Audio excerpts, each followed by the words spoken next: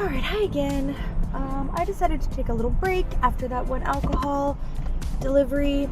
I got to pet some puppies. Well, not puppies, they were just dogs, but they were cute. And I was hungry, and I was more out there than I thought I was going to end up being.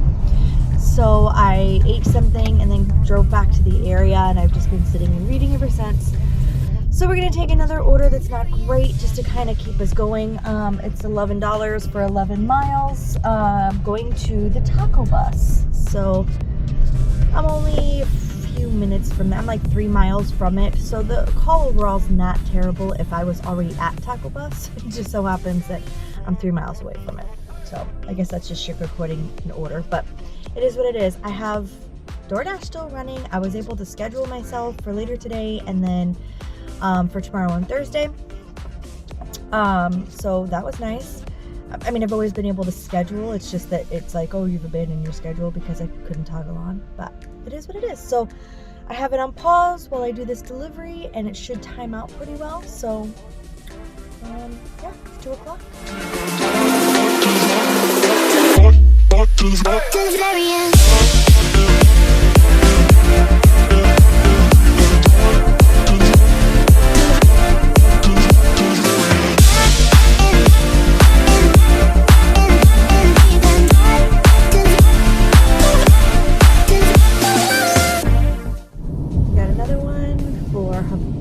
Japanese Express, $6.75 to go 3.3 miles.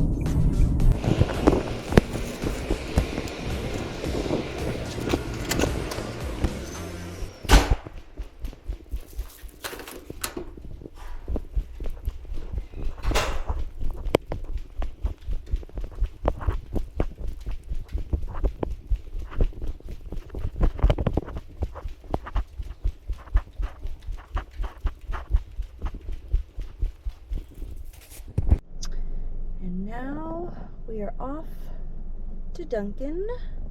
I got a DoorDash. It was $4.77 to go like 5.9 miles from Little Caesars. I think not. So we declined that.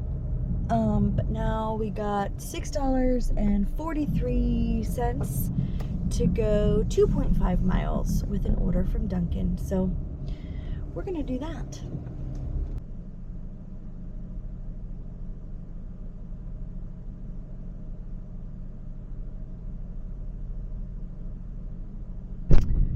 So at Dunkin', this lady ordered a coffee and like 5 wake-up wraps, and when I went in there, they said that their oven is off and they can't make the food. They can only make her coffee. So I tried calling, and then she messaged me saying, you know, please text me. So okay, so I texted her just letting her know, but she didn't text me back. So I have her drink, and I'm going to deliver it, and there's really not much I can do about what happens from here. Okay, so I had tried to call this customer from the Dunkin', and she wouldn't answer, saying, text me, please. Okay, so I texted her, let her know. They only have your coffee. Their ovens are off. And she didn't reply. I got all the way to her complex where she had said she's on the 4th floor. So I got all the way up to the 4th floor for her to say, that's ridiculous, have them cancel it. I'm already here, honey. I'm sorry. You're going to have to call customer care. I don't know what people want me to do. I did the best I could. I'm calling you, answer the phone. And if you can't answer the phone, you're telling me to text you, then be ready to answer me back when I text you. I don't know. I don't know. I just think that's ridiculous. I agree with her that the fact that their ovens are off is dumb, but shit happens. It's not my fault that the ovens are off and you're not answering my calls or my texts when I'm texting you. That's a you problem. And as much as it sucks, it sucks. I don't know. Anywho, I'm going to head back down to my preferred area because I just don't like it up here. It's dumb. This is the kind of crap I deal with all the time, and there's too many apartment complexes where I'm having to walk and sweat. It's 89 degrees outside, and you know, she didn't want to give a gate code, so she wanted me to park at the office to go to the building next to the office to then climb up to the 4th floor to tell Dunkin' to cancel the order. No, that's not how that works. I don't even know if they can cancel it technically. You have to call and cancel it. I'm not going to call and cancel it. I don't know what to say.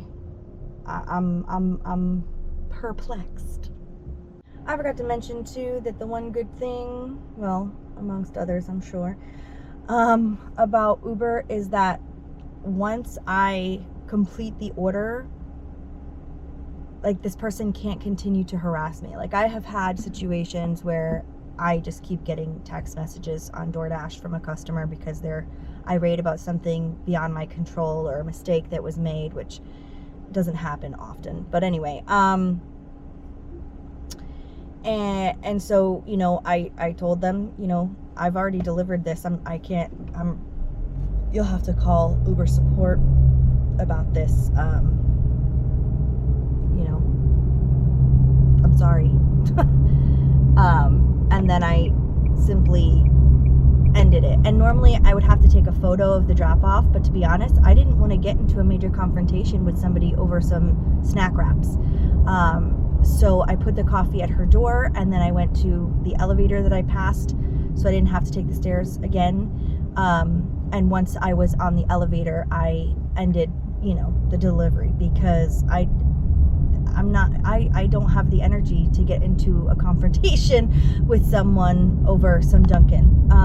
So anyway, I got a call on DoorDash to go to Chick-fil-A, $7.95 to go 5.5 miles. I took it.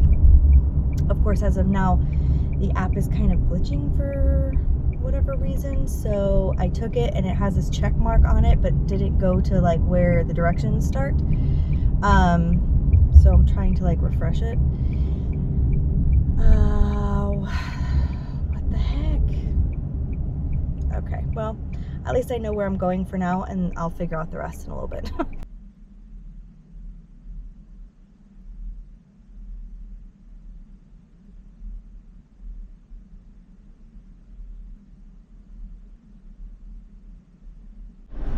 Okay, so it is for a few minutes after 4. I have been sitting in traffic for what seems like forever. I don't know, probably like 20 minutes. There was a really, really, really bad accident on the main road back there. I pray for whoever was in it. There was a lot of medical people, a lot of, you know, EMS people. There was a car turned upside down. It was really bad. And it was right in front of the street that I had to turn onto, but I also knew that the street right after it I could turn to get onto this street. But then it said, like, this street, I've been on this one street, which is like supposed to be like less than a mile. It's been saying 12 minutes to this customer for the last like I said, 20 minutes, if not more. Because I don't know if everybody is coming down this way because of the accident back there, or if it has to do with this so-called construction, which nobody is at. I don't know if people just can't turn out because so many people are, I don't know, but there's a lot of traffic. I texted the customer already